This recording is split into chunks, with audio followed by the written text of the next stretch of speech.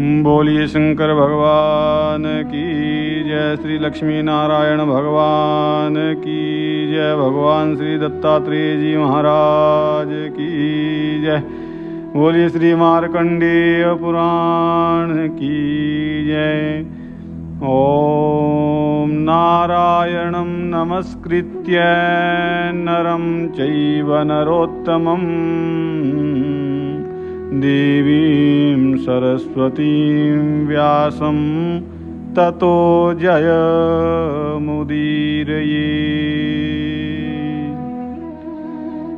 तो अनसुया जी का चरित्र चल रहा था और एक पतिव्रता ब्राह्मणी का चरित्र आया। वास्तव में जो अनसुया जी ने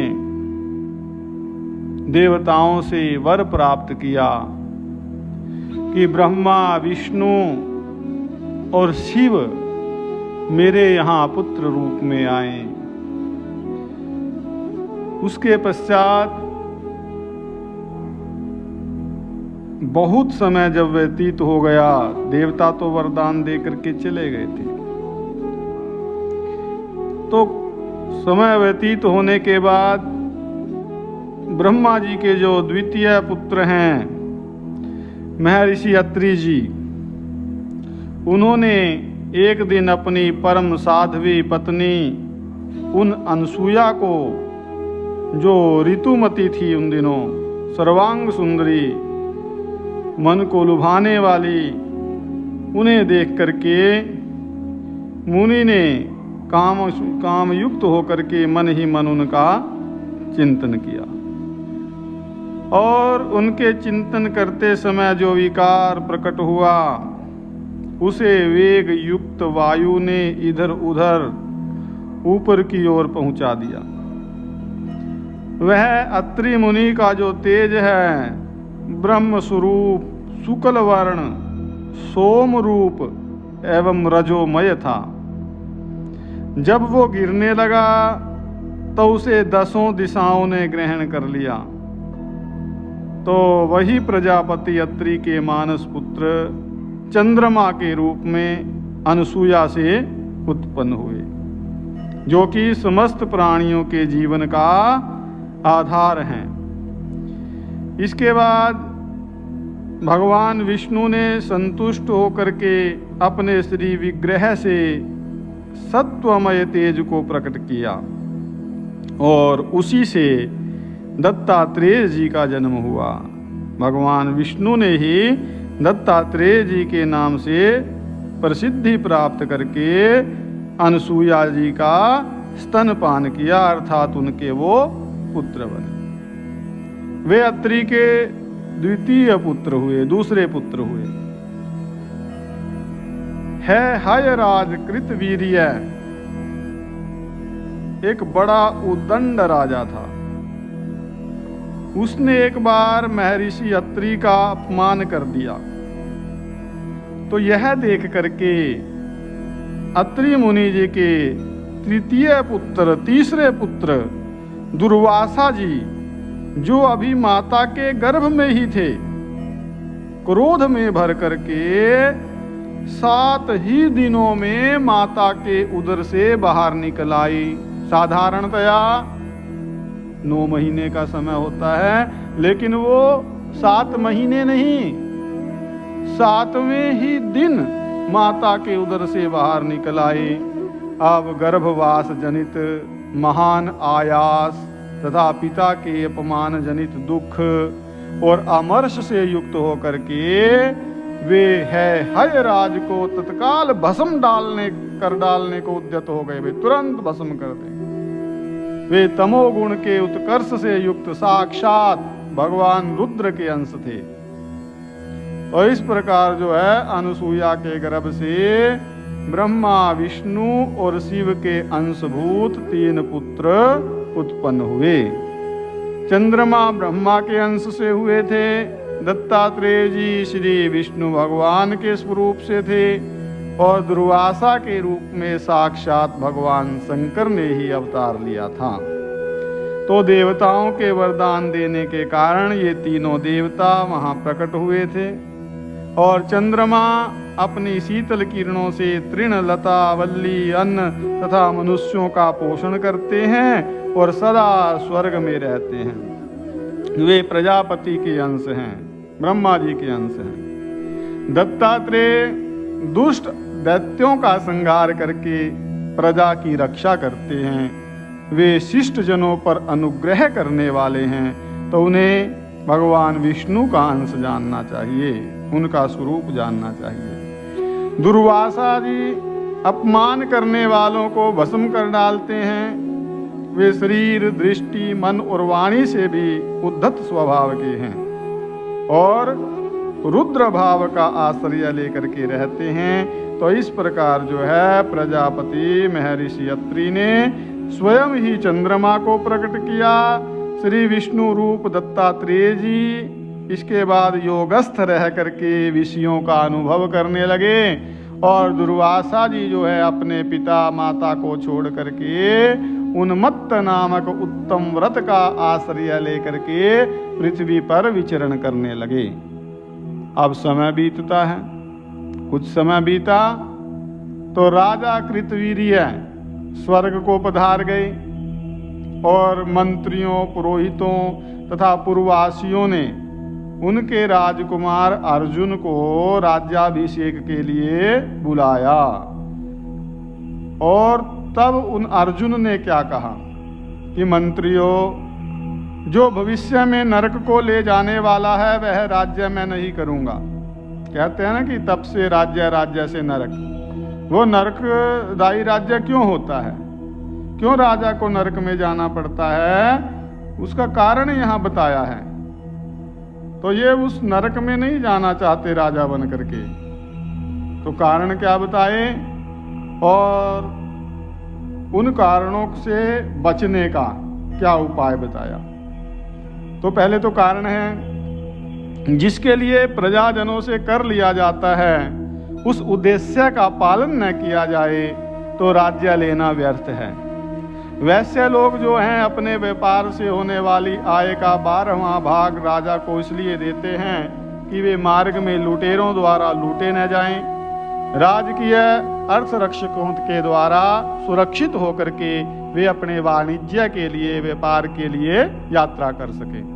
जो ग्वाले हैं वो भी घी और तक्र आदि, तक्र अर्थात लस्सी आदि का तथा किसान अनाज का 6ठा भाग राजा को इसी उद्देश्य से अर्पण करते हैं। उस समय ये व्यवस्था थी कि यदि राजा वैश्यों से संपूर्ण आय का अधिकांश भाग ले ले तो वो चोर का काम करता है, जितना निश्चित है उतना ही लेना था, और इससे उसके इष्ट और पूर्त कर्मों का भी नाश हो जाता है, ऐसा यहाँ कहा है। तो यदि राजा को कर देकर भी प्रजा को दूसरी वृत्तियों का आश्रय लेना पड़े, उसकी रक्षा राजा के अतिरिक्त किन्हीं अन्य व्यक्तियों के द्वारा हो, तो उस अवस्था में कर लेने वाले राजा को निश्चय ही नरक में जाना पड़ता है। अर्थात राजा यदि प्रजा से कर लेता है, और कर लेना पड़ता है राज्य को चलाने के लिए, और फिर जो उसका उत्तरदायित्व है उसको नहीं निभाता तो वो नरक में जाता है। तो प्रजा की आय का जो 6ठा भाग है उसे पूर्व काल के महर्षियों ने राजा के लिए प्रजा की रक्षा का वेतन नियत किया है। यदि चोरों से वह प्रजा की रक्षा न कर सका तो इसका पाप राजा को ही होता है। इसलिए यदि मैं तपस्या करके अपनी इच्छा के अनुसार योगी का पद प्राप्त कर लूं, योगी बन जाऊं, योग की शक्तियां प्राप्त कर लूं, तो मैं पृथ्वी के पालन की शक्ति से युक्त एकमात्र राजा हो सकता हूं। योगी कुछ भी कर सकता है, उसमें सामर्थ्य होती है योग में। तो ऐसी दशा में अपने उत्तरदायित्व का पूर्ण निर्वाह करने के कारण मुझे पाप का भागी नहीं होना पड़ेगा। जब तक मुझे ये योग की शक्तियाँ, योग की सिद्धियाँ नहीं मिलेंगी, तब तक मैं ये कार्य नहीं कर पाऊंगा। अगर ये मिल गई तो फिर मैं अपना उत्तरदायित्व पूर्ण रूप से निभा पाऊंगा। तो ये मेरा निश्चय है। तो उसके इस निश्चय को जान करके मंत्रियों के मध्य में बैठे हुए परम बुद्धिमान वयोवृद्ध मुनि श्रेष्ठ गर्गाचार्य जी, गर्ग जी कहते हैं, ये राजकुमार, यदि तुम राज्य का यथावत पालन करने के लिए ऐसा करना चाहते हो तो मेरी बात सुनो और वैसा ही करो। क्या कि महाभाग दत्तात्रेय मुनि सह्य पर्वत की गुफा में रहते हैं। कौन से पर्वत की? सह्य पर्वत। और तुम उन्हीं की आराधना करो, वे तीनों लोकों की रक्षा करते हैं।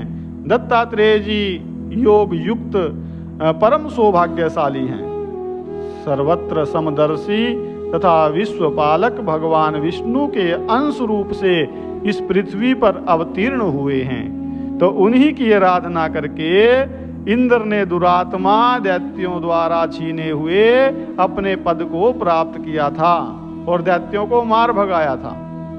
और उस अर्जुन ने पूछा कि महर्षि, देवताओं ने परम प्रतापी दत्तात्रेय जी की आराधना किस प्रकार की थी तथा दैत्यों द्वारा छीने हुए इंद्र पद को देवराज ने कैसे प्राप्त किया? 2 प्रश्न है। तो गर्गाचार्य जी इनका उत्तर देते हैं। वो कहते हैं, बताते हैं कि पूर्व काल में देवताओं और दैत्यों में बड़ा भयंकर युद्ध हुआ था। देवताओं में और दैत्यों में युद्ध होते रहते हैं बार बार, कभी देवता विजयी होते हैं और कभी दैत्य। लेकिन उस युद्ध में दैत्यों का नायक जंभ था और देवताओं का स्वामी इंद्र। तो उन्हें युद्ध करते 1 दिव्य वर्ष व्यतीत हो गया। देवताओं का नायक इंद्र और दैत्यों का जंभ था। 1 दिव्य वर्ष व्यतीत हो गया और उसके बाद देवता हार गए, दैत्य विजयी हो गए और विप्रचित्ति आदि दानवों ने जब देवताओं को परास्त कर दिया, हरा दिया, तब वे युद्ध से भागने लगे और अब तो उनमें शत्रुओं को जीतने का उत्साह भी नहीं रह गया। फिर वे दैत्य सेना के वध की इच्छा से बृहस्पति जी के पास आए। बृहस्पति जी कौन है? देवताओं के गुरु। और उनके तथा बाल खिल्ले आदि महर्षियों के साथ बैठ करके उन्होंने मंत्रणा की, विचार विमर्श किया। तब बृहस्पति जी ने कहा कि देवताओं, तुम अत्रि के तपस्वी पुत्र, अत्रि जी के तपस्वी पुत्र महात्मा दत्तात्रेय जी के पास जाओ और उन्हें भक्ति पूर्वक संतुष्ट करो। उनमें वर देने की शक्ति है, सामर्थ्य है। वे तुम्हें दैत्यों का नाश करने के लिए वर देंगे। तत्पश्चात तुम सब लोग मिलकर के दैत्यों और दानवों का वध कर सकोगे। और उनके ऐसा कहने पर देवगण दत्तात्रेय के आश्रम पर गए और वहां लक्ष्मी जी के साथ उन महात्मा का दर्शन किया। सबसे पहले उन्होंने अपना कार्य साधन करने के लिए उन्हें प्रणाम किया, फिर उनका स्तवन किया। भक्ष्य भोज्य माला आदि वस्तुएं जो लेकर के गए थे वो भेंट की। इस प्रकार वे आराधना में लग गए। जब दत्तात्रेय जी चलते तो देवता भी उनके पीछे पीछे जाते, जब वो खड़े हो जाते तो देवता भी ठहर जाते, जब वे ऊंचे आसन पर बैठते तो देवता नीचे खड़े रह करके उनकी उपासना करते। एक दिन पैरों पर पड़े हुए देवताओं को देखा तो दत्तात्रेय जी ने उनसे पूछा कि भाई तुम लोग क्या चाहते हो जो मेरी इस प्रकार सेवा कर रहे हो? देवता कहते हैं कि मुनि श्रेष्ठ, जंभ आदि दानवों ने त्रिलोकी पर आक्रमण करके भूलोक भुवलोक आदि पर अधिकार जमा लिया है और संपूर्ण यज्ञ भाग भी हर लिए हैं। इसलिए आप हमारी रक्षा के लिए उनके वध का विचार कीजिए। आपकी कृपा से हम पुनः स्वर्ग लोक प्राप्त करना चाहते हैं। हे जगन्नाथ, आप निष्पाप हैं, निर्लेप हैं, विद्या के प्रभाव से शुद्ध हुए आपके अंतःकरण में ज्ञान की किरणें फैल रही हैं। आप कृपा कीजिए हम पर। तो दत्तात्रेय जी ने उनकी इस प्रकार की स्तुति सुनकर के कहा कि देवताओं, ये सत्य है कि मेरे पास विद्या है और मैं समदर्शी भी हूँ, तथापि ये नारी देखो जो मेरे पास खड़ी है, इस नारी के संग से मैं दूषित हो रहा हूँ। क्यों? क्योंकि स्त्री का निरंतर सहयोग जो है वो दोष का ही कारण होता है। टालना चाहा उनको, देवताओं को, तो उनके ऐसा कहने पर देवता बोले कि हे द्विज श्रेष्ठ, क्या कहते हो? ये तो साक्षात जगन माता लक्ष्मी जी है, इनमें पाप का लेश भी नहीं है, इसलिए ये कभी दूषित नहीं होती। जैसे सूर्य की किरणें ब्राह्मण और चांडाल दोनों पर पड़ती हैं, पवित्र अपवित्र सब स्थानों पर पड़ती हैं, किंतु अपवित्र नहीं होती, ये तो वैसे हैं। देवताओं की दृष्टि को देख करके दत्तात्रेय जी हंस करके कहते हैं, जब ऐसे देवताओं ने कहा कि ठीक है भाई, यदि तुम लोगों का ऐसा ही विचार है तो समस्त असुरों को युद्ध के लिए यहीं मेरे सामने बुला लाओ, विलंब ना करो। मेरे दृष्टिपात जनित अग्नि से उनके बल और तेज दोनों क्षीण हो जाएंगे और इस प्रकार वे सब के सब मेरी दृष्टि में पड़ करके नष्ट हो जाएंगे। तो उनकी ये बात सुनी, देवताओं ने महाबली दैत्यों को युद्ध के लिए ललकारा तथा वे क्रोध में भर करके देवताओं पर टूट पड़े। दैत्यों की मार खा करके देवता भय से व्याकुल हो गए और शरण पाने की इच्छा से शीघ्र ही भाग करके दत्तात्रेय जी के आश्रम पर आ गए।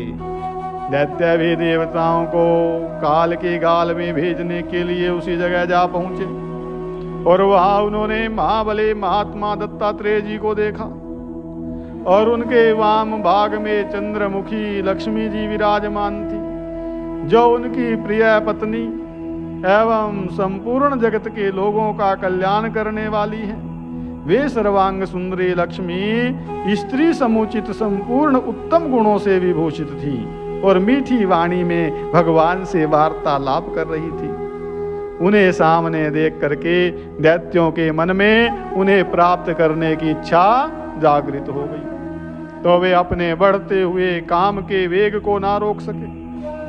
अब तो उन्होंने देवताओं का पीछा छोड़ दिया और लक्ष्मी जी को हर लेने का विचार किया।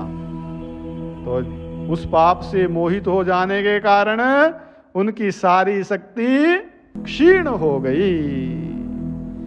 वे आसक्त होकर के आपस में कहने लगे कि ये स्त्री तो त्रिभुवन का सारभूत रत्न है, यदि ये हमारी हो जाए तो हम लोग कृतार्थ हो जाएंगे, इसलिए हम सब लोग मिलकर के इसे पालकी पर बिठा कर लें और अपने घर को ले चलें। ऐसा विचार निश्चित हो गया। तो आपस में ऐसी बात करके वे काम पीड़ित दैत्य आसक्ति पूर्वक वहां गए और लक्ष्मी जी को पालकी में बिठा करके उसे मस्तक पर ले अपने स्थान की ओर चल दिए। तब दत्तात्रेय जी ने हंस करके देवताओं से कहा कि सौभाग्य से लक्ष्मी दैत्यों के सिर चढ़ गई और अब तुम लोग बढ़ो, हथियार उठा करके इन दैत्यों का वध कर दो, मार दो इनको। अब इनसे डरने की आवश्यकता नहीं है, मैंने इन्हें निस्तेज कर दिया है। और ध्यान दो, पराई स्त्री के स्पर्श से इनका पुण्य जल गया है, जिससे ये शक्तिहीन हो गए हैं। इसलिए परस्त्री का चिंतन, परस्त्री से गमन, परस्त्री का स्पर्श भी मनुष्य के तेज को क्षीण करता है, मनुष्य को शक्तिहीन करता है और उसके पुण्य को नष्ट करता है, यदि अशुद्ध भावना से, अपवित्र भावना से किसी स्त्री का संपर्क किया, स्पर्श भी किया जाए। तदंतर जो है देवताओं ने नाना प्रकार के अस्त्र शस्त्रों से दैत्यों को मारना आरंभ किया। लक्ष्मी जी उनके सिर पर चढ़ी हुई थी, इसलिए वे नष्ट हो गए। इसके बाद लक्ष्मी जी वहां से महामुनि दत्तात्रेय जी के पास आ गई और उस समय संपूर्ण देवता उनकी स्तुति करने लगे तो दैत्यों के नाश से उनको बड़ी प्रसन्नता हुई थी। फिर परम बुद्धिमान दत्तात्रेय जी को प्रणाम करके देवता स्वर्ग में चले गए और पहले की भांति निश्चिंत रहने लगे। तो राजन, यदि तुम भी इसी प्रकार अपनी इच्छा के अनुसार अनुपम ऐश्वर्य प्राप्त करना चाहते हो तो तुरंत ही उनकी आराधना में लग जाओ। ये कौन बात कर रहा है? ये गर्गाचार्य जी और अर्जुन को कह रहे हैं। ये अर्जुन वो भीम अर्जुन नकल सहदेव हैं, पांडवों वाले नहीं हैं। ये कृतवीर्य है हे वंश के जो राजा थे उनके पुत्र हैं। अर्जुन कार्तवीर्य, कार्तवीर्य अर्जुन इनको कहते हैं। कार्तवीर्य इसलिए कि कृतवीर्य के पुत्र थे कार्तवीर्य, और अर्जुन इनका नाम, तो कार्तवीर्य अर्जुन, और है हे वंश के ये राजा हुए। तो दत्तात्रेय जी के आश्रम पर जाकर के भक्ति पूर्वक कार्तवीर्य ने गर्गा मुनि जी के कथनानुसार उनका पूजन किया और उनकी सेवा में संलग्न हो गया, लग गया सेवा में।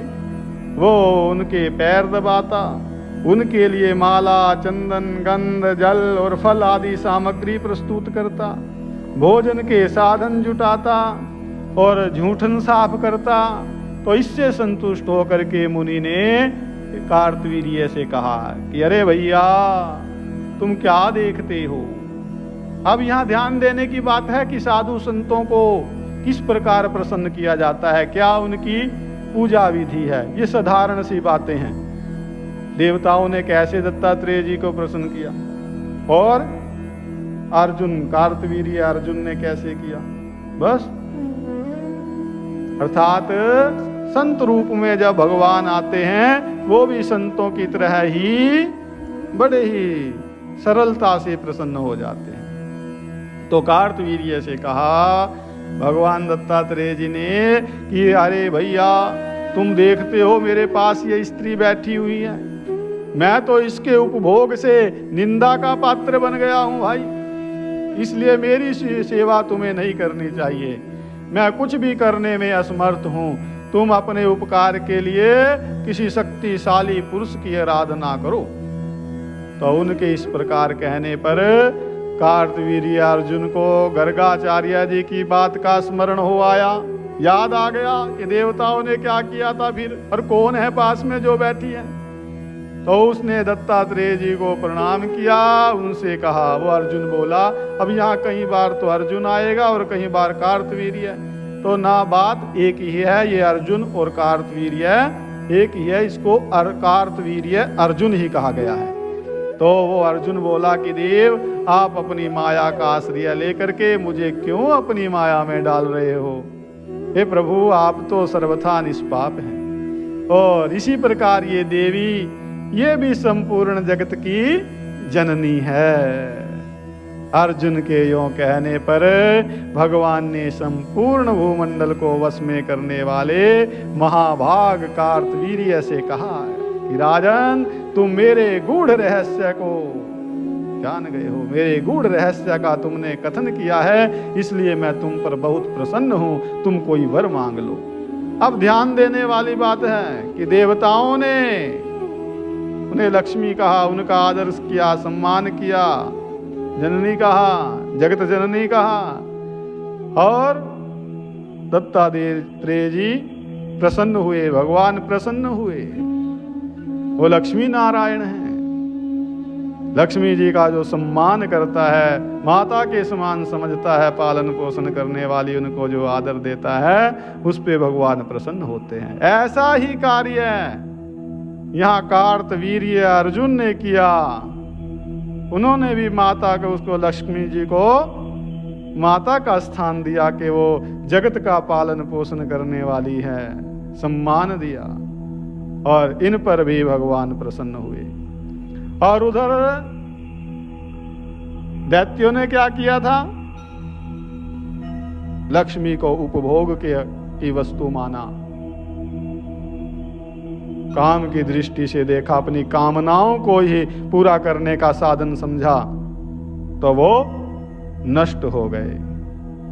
ये बड़े रहस्य की बातें हैं। किसी के धन पर, किसी की वस्तु पर बुरी दृष्टि मत डालो, ये उपदेश दिया है। और लक्ष्मी जी को माता की तरह, जो सारे संसार का पालन करने वाली है, उस तरह देखो तो भगवान प्रसन्न होते हैं और फिर वो लक्ष्मी हर कामना को पूर्ण करती है। भगवान की कृपा होती है। आज कार्तवीर्य पर भी भगवान की कृपा हुई है। कार्तवीर्य क्या कहता है कि हे देव, यदि आप मुझ पर प्रसन्न हैं तो मुझे ऐसी उत्तम ऐश्वर्य शक्ति प्रदान कीजिए। जब भगवान ने प्रसन्न होकर के कार्तवीर्य पर उसको कहा कि मुझसे वर मांग लो, तो वो क्या वर मांगता है कि यदि आप मुझ पर प्रसन्न हैं तो मुझे ऐसी उत्तम ऐश्वर्यशाली शक्ति प्रदान कीजिए जिससे मैं प्रजा का पालन करूं और अधर्म का भागी ना बनूं। मैं दूसरों के मन की बात जान लूं और युद्ध में मेरा कोई सामना ना कर सके। युद्ध करते समय मुझे 1000 भुजाएं प्राप्त हों, किंतु ऐसा ना हो कि मैं उनके भार से दब जाऊं। वे इतनी हल्की हो जिससे मेरे शरीर पर उनका भार ना पड़े। पर्वत, आकाश, जल, पृथ्वी, पाताल में मेरी अबाध गति हो। मेरा वध मेरी अपेक्षा श्रेष्ठ पुरुष के हाथों से हो। और यदि कभी मैं कुमार्ग में प्रवृत्त हूं तो मुझे सन्मार्ग दिखाने वाला उपदेशक प्राप्त हो। मुझे श्रेष्ठ अतिथि प्राप्त हो और निरंतर दान करते रहने पर भी मेरा धन कभी क्षीण ना हो। मेरे स्मरण करने मात्र से संपूर्ण राष्ट्र में धन का अभाव दूर हो जाए तथा आप में मेरी अनन्य भक्ति बनी रहे। बोल शंकर भगवान की। तो दत्तात्रेय जी कहते हैं कि तुमने जो जो वरदान मांगे हैं वे सब तुम्हें प्राप्त होंगे। तुम मेरे प्रसाद से चक्रवर्ती सम्राट होगे। इसके बाद जो है दत्तात्रेय जी को प्रणाम करके अर्जुन अपने घर चला गया और समस्त प्रजा एवं अमात्य वर्ग के लोगों को एकत्रित करके उसने राज्याभिषेक ग्रहण किया। उसके राज्याभिषेक के लिए गंधर्व, श्रेष्ठ अप्सराएं, वशिष्ठ आदि महर्षि, मेरु आदि पर्वत, गंगा आदि नदियां और समुद्र, पाकर आदि वृक्ष, इंद्र आदि देवता, वासुकी आदि नाग, गरुड़ आदि पक्षी तथा नगर एवं जनपद के निवासी सब आए। और भी दत्तात्रेय जी की कृपा से अभिषेक की सब सामग्री अपने आप जुट गई थी। और इसके बाद ब्रह्मा जी आदि देवताओं ने होम के लिए अग्नि को प्रज्वलित किया तथा साक्षात नारायण स्वरूप श्री दत्तात्रेय जी ने अन्यान्य महर्षियों ने समुद्र और नदियों के जल से अर्जुन का अभिषेक किया। राज सिंहासन पर आसीन होते ही है नरेश, है नरेश कौन है? वही है वंश के राजा थे। तो है नरेश ने अधर्म के नाश और धर्म की रक्षा के लिए घोषणा कराई। दत्तात्रेय जी से उत्तम ऐश्वर्य शक्ति पाकर के वे बड़े शक्तिशाली हो गए। और राजा की घोषणा क्या थी? क्या घोषणा कराई कार्तवीर्य अर्जुन ने?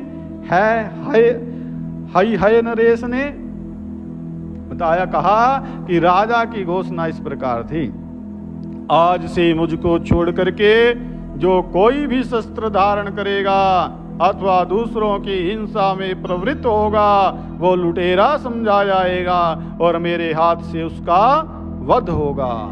अर्थात शस्त्र केवल राजा उठा सकेगा।